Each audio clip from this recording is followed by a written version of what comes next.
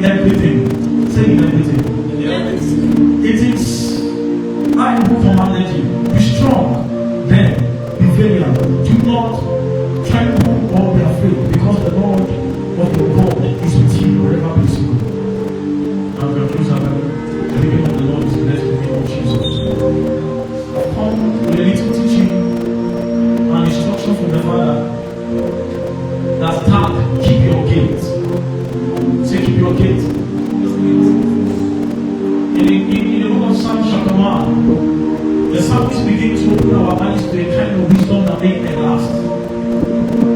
The psalmist begins to open our eyes to the kind of wisdom, the kind of technology in the spirit that makes men last in the kingdom. And he said there are three dimensions, there are tripartite forces that prolong the days of men. And he says one of the forces that prolong the days of men is when the man does not walk in the way that sinners walk. That is, there are postures in the spirit that a man can attain to gain maturity in the spirit.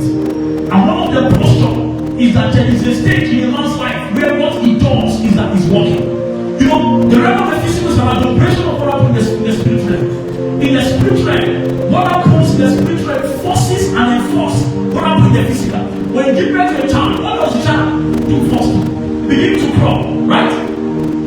At the point, the child does not even know how to walk first.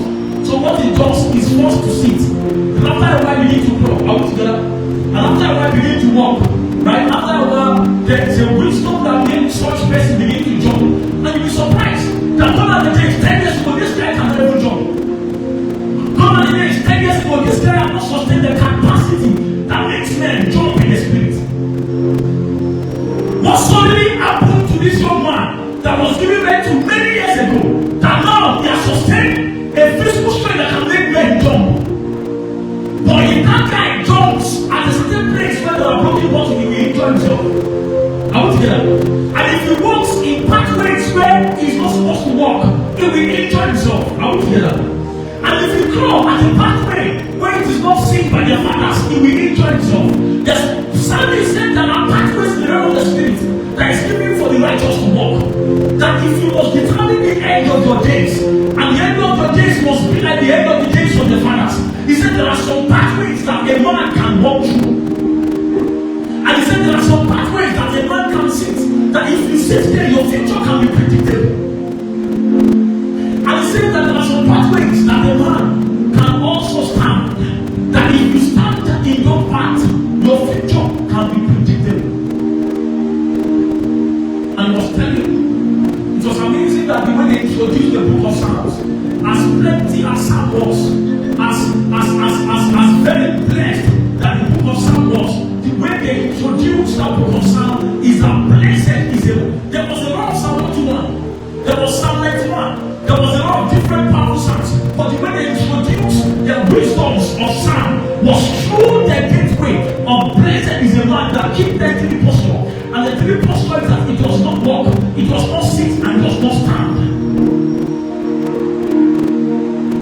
That is to guard your future, to guard your destiny, to guard the things that is given to you for life and godliness. There are some things that you must actually watch the way to walk through, watch the way you stand through, and watch the way that you actually sit through. You can sit on chairs, but the realm of the spirit is not no chairs available for you to sit down on. There are chairs, there are celestial chairs that are not meant for you to sit on. Are we together? Just like they call some chairs a throne of glory. That throne of glory is not meant for all men to sit on. Throne of glory are only meant for those that die in death of martyrdom. They are meant for people that are the martyrs of the Lord. They are meant for people that are the saints of God. Those that have to give all their life to God. Those are the ones that will sit in the throne of glory. Everybody are believers, but when you go to what we are saying, it's the realm where God dwells. Not everybody are given the same respect or the same badge in the spirit. Are we together? That is why a man of God, I can tell a life to change, and it will change. And there are some people that they will tell to that life to change, and they don't change.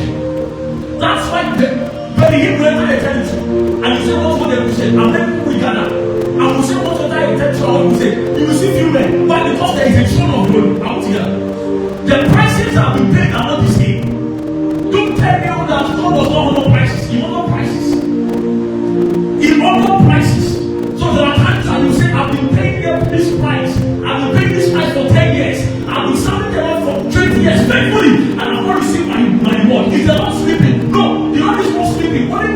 the afflictions of the believer as a time gate. Are we together?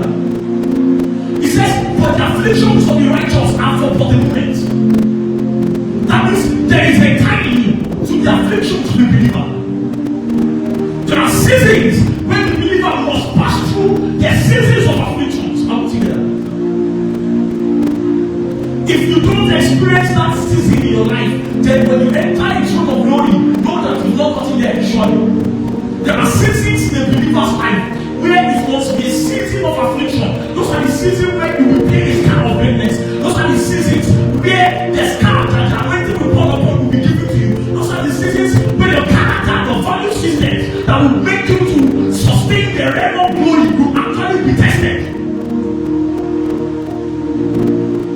When that season came for a young woman called Adasa, it came at a young stage of her life. She just said the Adasa was giving birth, but she never looked at her parents. If you look to the history of Esther, the later became the queen of Judah. The Bible says history said that that woman lived ever with her uncle Mordecai. But she didn't know that she was bearing the scar of the palace. Are we together? But not until Mordecai exposed her to a kind of level of wisdom that would be that this is the reason why your future has actually been existing. Partly for you to be a queen in this certain level of fellowship. That one among the virgins and one to contest with them, and she was chosen.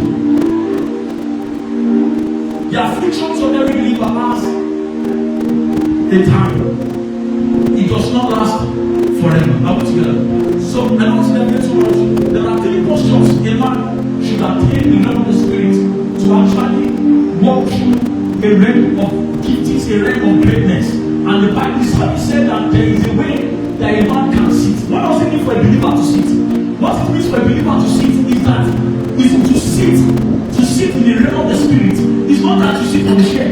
When they say a believer is sitting in the realm of the spirit, when they say someone is sitting on the spirit, does not mean they're sitting on the chair.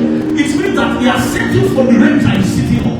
They are settled for the status quo that he's working in. They are settled for the realities around his life. Blessed is a man that does not settle for the standard of his country. Many of us are going home, many of us are going home, and one of us should still go home. But there are mindsets at home, there are mindsets in the village, there are mindsets in the city, there are mindsets that controls the systems that we are going into. But if we decide to settle there, then forget about blessings. A man is blessed the moment he refuses the certain level of status that controls people around him. And one thing about mindset is that mindset by default changes the friends and your circle. The moment your mindset begin to change and begin to have a transformed mindset, all of a sudden you will notice that things around you begin to change. Starting from your friends, your environment, what you believe in, the things you do, everything will begin to change. Why? Because out of the abundance of the heart, the mouth speaks. And what does the mouth speak? Your head dwells. One of our brothers was getting the fire, and was getting the fire. He now put our pictures on the fire. He put my picture, he put his pastor's picture. When it's time for his own picture, he put a picture, because the minister of fire, he put a picture that you could see that person's picture, you don't know that he's a pastor. And he was organizing it. Why? Mindset. It feels like, check it out, my people, they will know that I'm a pastor. Everything in this kingdom matters. From what you do, what you don't do, and what you hear and what you don't hear. I want to hear that. Talk with me. Presentation is a proof, is a seal of acceptance. If you ever want acceptance in your life, then pay attention to presentation. The way you present your message, the way you present the gospel, the way you give. Funny enough, a lot of unbelievers did not accept Christ till today. Why? Because of the way you presented Jesus to them. They will say, if this is the way your Jesus is, if this is the way the Jesus that you go to church every day is, that he allows this kind of thing, this kind of value system that you do and that you actually present, then I can't serve this Jesus. And all of a sudden, one person will come and preach that same Jesus. In fact, just that same scripture that you use, but the difference will be the way he presented his own Jesus, and they will jump to that Jesus even without him thinking about Christ. But presentation is the seal of acceptance.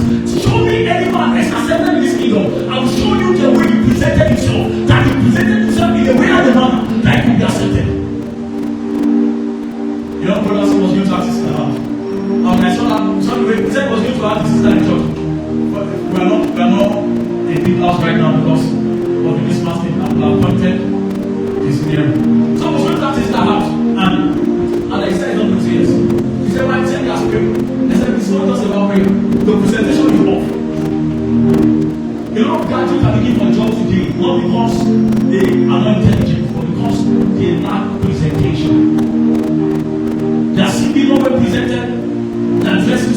presentable.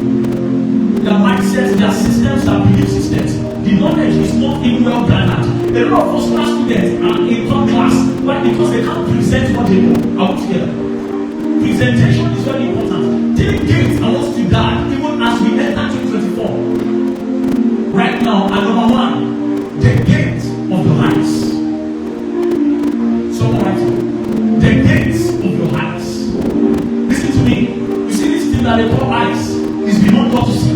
This thing that they call eyes is a gate into a realm of the celestial. This thing they call eyes is a gate to another realm. Come together.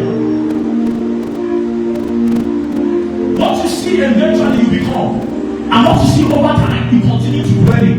If a believer must change his reality of where he's sitting in the realm of the spirit, one thing he must first control is what he sees.